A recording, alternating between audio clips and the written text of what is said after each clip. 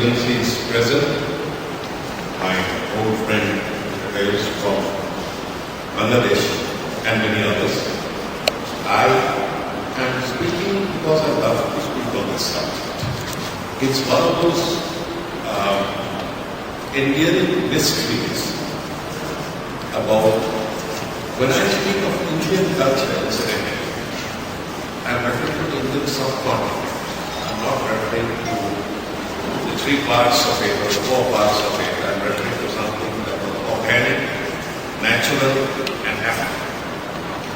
The political division of India around 7 decades ago is just to those who us who let it spoil the conversation. Actually, I have not even seen this. I've prepared something in my office set, so I'll look here and speak once in a while. The issue is, people ask me once in a while, often, that is it true that could you put India as one of the longest living civilizations? To make a mild claim like that, to make a strong claim like that, one would have to have some empirical proof. If you look back at the 3-4 oldest civilizations in the world, the Egyptian, which was by far the first material civilization, oldest, ruptures happened along the way. And though the Egyptian Muslims are proud to belong to a stock that preceded Islam, that preceded the Arab conquest, they still are under an overarching pan-Arab period. And there is doubt as to whether it's the same group that's continued from the time of the pharaohs till today. And if so, what of the pharaonic tradition is being continued today? These are open questions.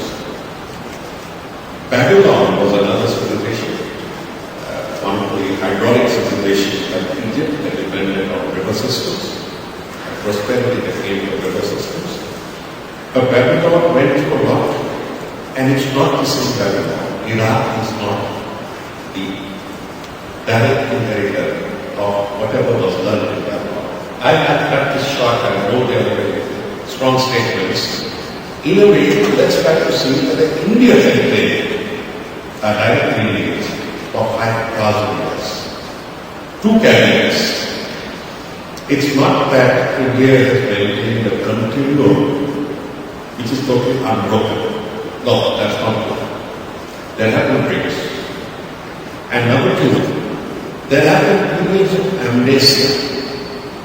Periods when India forgot its linearity and had to regain it at some interval. It's like a conquest that destroys memory for some time, but then builds up. In other words, what is the lesson that came out of this civilization of 5,000 years, or a series of civilizations that occupied the same place for 5,000 years, and has it affected, how does it affect modern India?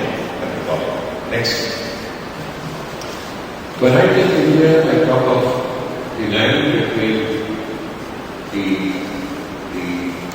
Afghan mountains, the Himalayas on the north, and the Burmese mountains or the hills on the east and everything, which include Bangladesh, which include Pakistan, which include Nepal, to some extent Sri Lanka.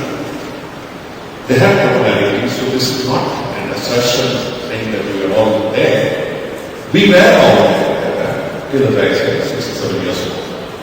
And every country on that map is an inheritor of the common legacy. Next.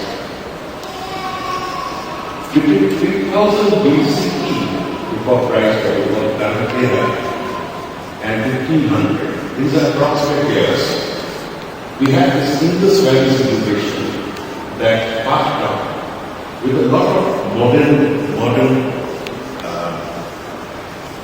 expressions. This period, though we are concentrating on the valley of the Indus, half of which is now in Pakistan, half of which is in India, Let's remember what are the standing characteristics. Number one, built houses. City planning of a type that will take the rest of the world a long time to arrive. Geometric roads, grid planning, water supply, sewers all through the town, even from the bathroom toilets in the house onwards. And we have it all there for the currency. 1,500 years, this civilization flourished and was coterminous with the Middle Kingdom of Egypt, the Kingdom of Babylon, and at the last towards the Middle joint, it was there coterminous with China as well. Now, this doesn't mean that the rest of the white part of India had no civilization. This is my submission.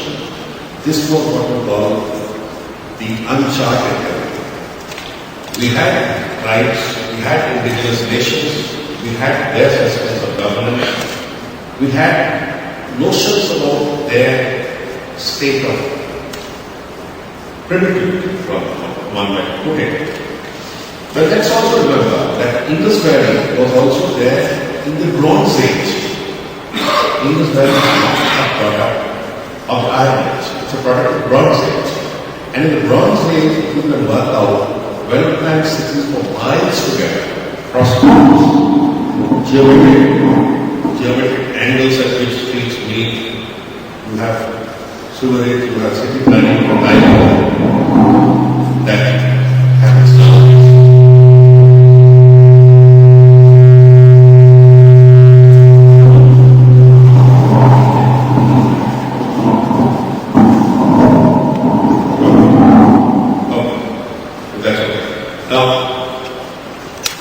This part of India is known, is being carried out, it's been mapped, it's been photographed.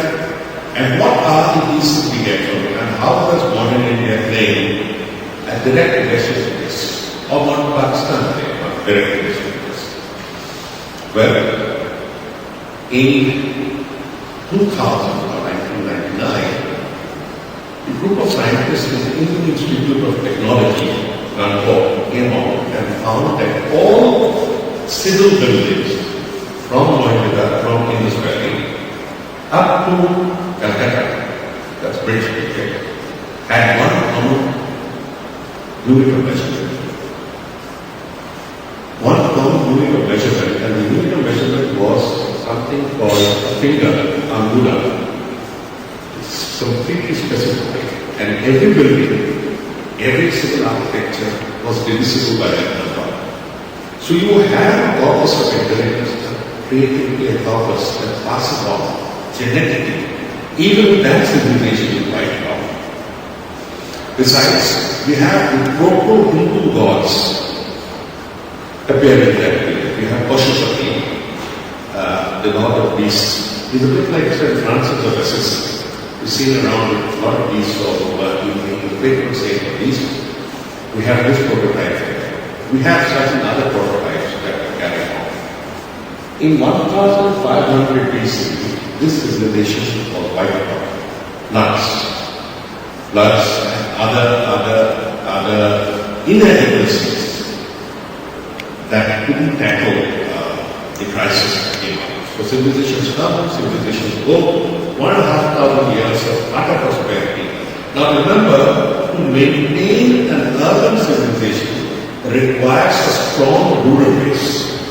And it is surplus, economic surplus that's produced through the hinterland that actually can maintain a production-less, non-producing urban civilization. It depends on services for us. So its granaries, it had very rich granaries, almost like Egypt, which proves that Indus were giving them the feed and they were mastering the feed into superior expressions. Next. In case any person who visits Pakistan or India is welcome to have a look at it very quickly. Indus Valley is not restricted to Indus Valley. Within 40 minutes of Delhi, we have now the last outpost, which means it's spread into the Gangetic Valley, Ladakh Valley as well.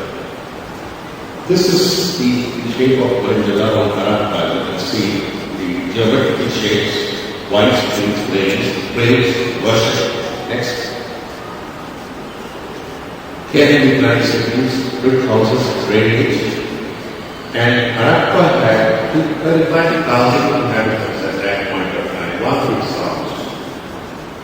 This is one of the last wells. It's still there for people to see. Next. Most developed Maldives cities have a degree of social organization. Without social organization, no amount of rural prosperity can be built. It has to be a combination between the mental and the material, between the culture and the civilization. It will reduce sanitation to the world, first sanitation. We are having problems of sanitation right now, so we are reminded that there was a time that we didn't have these problems. Next. We then get into islands. Now, there are controversies now where the Europeans, because the language is definitely Indo-European, it's also the Indian group. And when I hear Portuguese words, when I hear German words, when I hear French words, I can understand the basics. As far as it's the same thing. So we go down and the roots are the same. So words. Now this introduced, we have other than that, Australite roots. Just in case people think it was all white, it wasn't. We had ostrich groups also populating in India. And between the clash between the two, that is we call them Dravidian, it's a much better term for us, between the darker people and the lighter skinned people. We had what is called, we call it Nemaruko, we call it here, the mixed groups again. Aryan warriors dominated India for about 500 years unchallenged. They had superiority and they introduced the iron age into India. And iron provided, as you know, in the 6th century BC, a certain freedom all over the world. Because iron got into plowshares, iron got at the tip of the bow and arrow, iron got into swords. So whoever possessed iron was possessing nuclear weapons at that age. That was the highly carbonized iron. It's called steel line iron. It could cut through anything that the bronze civilization had. So obviously, as iron bearers and horse riders, they got great advantage. What is their contribution? Their contribution is the language. First and foremost, be a huge wealth of philosophy. A huge wealth of philosophy. And sometimes it puzzles me as to how a warrior had so much God and philosophy, the spirit, the soul, the dark the all of it. So obviously they had some who were concentrating only on the concept of philosophy. I don't fancy a philosopher with a sword in his hand. So obviously their society had provision for both. From 1500 to 900, we have their flowering period.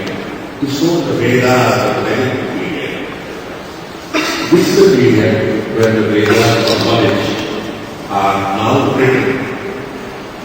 900 BC is usually taken the year in which the alphabet enters, the written alphabet enters India. They say the Venetians met the first written alphabet. It doesn't matter who did it, but the written word comes in. Until then, Indian civilization was built on memory. And memory, definitely is one of the sharpest things that we